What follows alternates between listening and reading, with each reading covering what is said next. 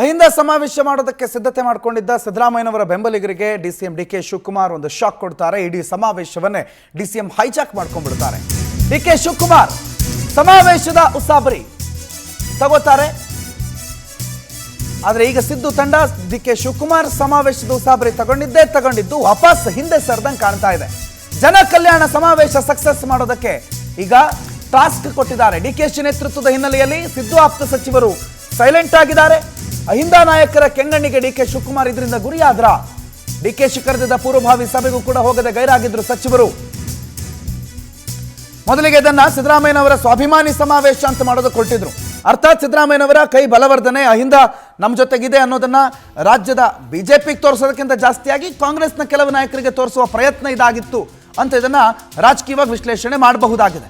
ಆದರೆ ಆ ಸಮಾವೇಶವನ್ನ ಒಂದು ಲೆಟರ್ ಹೈಜಾಕ್ ಮಾಡಿಬಿಡುತ್ತೆ. ಲೆಟರ್ ಪ್ರಕಾರವಾಗಿ ಸಿದ್ದರಾಮಯ್ಯನವರು ಪದೇ ಪದೇ ಇಂಥದ್ದನ್ನು ಮಾಡ್ತಿದ್ದಾರೆ, ಇದು ಪಕ್ಷಕ್ಕೆ ಡ್ಯಾಮೇಜು ಅನ್ನೋ ಲೆಟರ್ ಹೈಕಮಾಂಡ್ಗೆ ಹೋಗ್ತಾ ಇದ್ದಂಗೆ ಈ ಸಮಾವೇಶ ಕಾಂಗ್ರೆಸ್ನ ಸಮಾವೇಶ ಅಂತ ಹೇಳಿ ಡಿ ಕೆ ಶಿವಕುಮಾರ್ ಘೋಷಣೆ ಮಾಡ್ತಾರೆ. ನನ್ನ ನೇತೃತ್ವ ಅಂತಾನೆ ಘೋಷಣೆ ಮಾಡಿಬಿಡ್ತಾರೆ. ಆ ನನ್ನ ನೇತೃತ್ವ ಅಂತ ಡಿ ಕೆ ಶಿವಕುಮಾರ್ ಘೋಷಣೆ ಮಾಡಿದ್ದು ಸಿದ್ದರಾಮಯ್ಯನವರ ಬೆಂಬಲಿಗರು ಒಂದೊಂದು ಸ್ಟೆಪ್ ಹಿಂದೋಗ್ತಾರೆ. ಮೊನ್ನೆ ಪೂರ್ವಭಾವಿ ಸಭೆಗೂ ಕೂಡ ಅವ್ರು ಬರಲಿಲ್ಲ. ಆಮೇಲೇನೋ ಕೊನೆ ಹಂತದಲ್ಲಿ ಸ್ಥಳ ಪರಿಶೀಲನೆಗೆ ಹೋದಾಗ ಬರಲೇಬೇಕಾದಂಥ ಪ್ರೋಟೋಕಾಲ್ ಹಿನ್ನೆಲೆಯಲ್ಲಿ ಬಂದರು. ಅದನ್ನು ಬಿಟ್ಟರೆ ಅವರು ಅದೇನು ಉತ್ಸಾಹದಿಂದ ಮೊದಲಿದ್ದ ಉತ್ಸಾಹದಿಂದ ಈ ಸಮಾವೇಶದಲ್ಲಿ ಭಾಗಿಯಾಗ್ತಾರೆ ಅಂತ ಹೇಳೋದಕ್ಕಾಗಲ್ಲ ಅನ್ನೋದು ಸದ್ಯಕ್ಕಿರುವ ರಾಜಕೀಯ ಪರಿಸ್ಥಿತಿ. ಎಲ್ಲ ಒಂದು ಕಡೆ ಅಹಿಂದ ನಾಯಕರ ಕೆಂಗಣ್ಣಿಗೆ ಡಿಸಿಎಂ ಡಿಕೆ ಶಿವಕುಮಾರ್ ಗುರಿ ಆದ್ರ ಅನ್ನೋ ಪ್ರಶ್ನೆ ಕೂಡ ಇಲ್ಲಿ ಉದ್ಭವ ಆಗ್ತಾ ಇದೆ.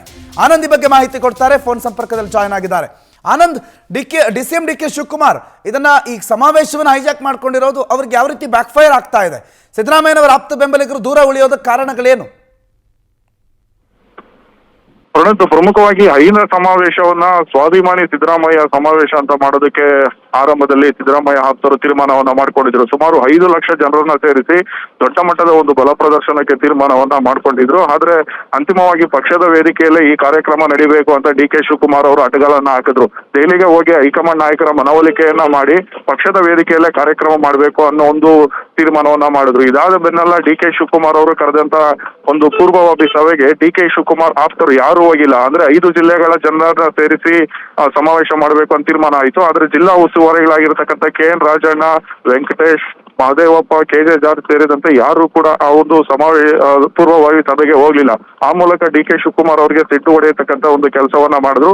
ಈಗಲೂ ಕೂಡ ಸಮಾವೇಶದ ಉಸಾಬರಿಯಿಂದ ಹಿಂದೆ ಸರಿತಕ್ಕಂತ ಒಂದು ಎಲ್ಲಾ ಮುನ್ಸೂಚನೆಗಳು ಕಾಣ್ತಾ ಇರತಕ್ಕಂಥದ್ದು. ಯಾಕೆಂದ್ರೆ ಆರಂಭದಲ್ಲಿ ಇದ್ದಂತ ಉತ್ಸಾಹ ಈ ಒಂದು ಸಚಿವರಲ್ಲಿ ಈಗ ಇಲ್ಲ. ಈ ಒಂದು ಹಿನ್ನೆಲೆಯಲ್ಲಿ ಡಿ ಕೆ ಶಿವಕುಮಾರ್ ಅವರು ಈ ಒಂದು ಜನ ಕಲ್ಯಾಣ ಸಮಾವೇಶವನ್ನ ಸಕ್ಸಸ್ ಮಾಡ್ತಕ್ಕಂತ ಒಂದು ಟೆನ್ಷನ್ ನಲ್ಲಿದ್ದಾರೆ. ಆ ಒಂದು ಹಿನ್ನೆಲೆಯಲ್ಲಿ ಕೆಲ ಆಪ್ತರಿಗೆ ಹಾಗೆ ಕೆಲವು ಸಚಿವರಿಗೆ ಮತ್ತೆ ತಮ್ಮ ಆಪ್ತರಾಗಿರ್ತಕ್ಕಂಥ ಜಿಲ್ಲಾಧ್ಯಕ್ಷರಿಗೆ ಕೆಲವೊಂದು ಟಾಸ್ಕ್ ಅನ್ನ ಕೊಟ್ಟಿದ್ದಾರೆ. ಪ್ರತಿ ಜಿಲ್ಲೆಯಿಂದ ಸರಿಸುಮಾರು 50 ರಿಂದ 70 ಸಾವಿರ ಜನರನ್ನ ಕರೆತರಬೇಕು.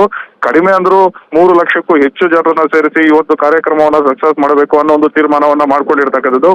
ಹಾಗಾಗಿ ಅನಗತ್ಯವಾಗಿ ಅಹಿಂದ ನಾಯಕರ ಒಂದು ವಿರೋಧಕ್ಕೆ ಡಿ ಕೆ ಶಿವಕುಮಾರ್ ಅವರು ಕಾರಣರಾದ್ರ ಅನ್ನೋ ಒಂದು ಅಂಶಗಳು ಕೂಡ ಇಲ್ಲಿ ಕಂಡು ಬರ್ತಾ ಇರತಕ್ಕಂಥದ್ದು. ಯಾಕೆಂದ್ರೆ ಸುಮಾರು 50ಕ್ಕೂ ಹೆಚ್ಚು ಅಹಿಂದ ಸಂಘಟನೆಗಳು ಸೇರಿ ಈ ಒಂದು ಸಮಾವೇಶವನ್ನ ಮಾಡಬೇಕು ಅಂತ ತೀರ್ಮಾನ ಮಾಡ್ಕೊಂಡಿತ್ತು. ಈಗ ಆ ಸಮಾವೇಶದ ಒಂದು ಉಸ್ತುವಾರಿಯನ್ನ ಹೊತ್ತಂತ ಜೊತೆಗೆ ಭಾಗವಹಿಸಬೇಕಾದಂತ ಎಲ್ಲಾ ಸಂಘಟನೆಗಳು ಕೂಡ ಹಿಂದೆ ಸರಿತಕ್ಕಂಥ ಹಿನ್ನೆಲೆಯಲ್ಲಿ ಡಿ ಕೆ ಶಿವಕುಮಾರ್ ಅವ್ರಿಗೂ ಎಲ್ಲೋ ಒಂದು ಕಡೆ ಈ ಒಂದು ಸಮಾವೇಶ ಹಿನ್ನಡೆ ತರುತ್ತಾ ಅನ್ನೋ ಒಂದು ಅನುಮಾನನೂ ಕೂಡ ವ್ಯಕ್ತವಾಗ್ತಾ ಇದೆ. ಪ್ರಣೋತ್. ಥ್ಯಾಂಕ್ ಯು ಆನಂದ್ ಮಾಹಿತಿಗೆ.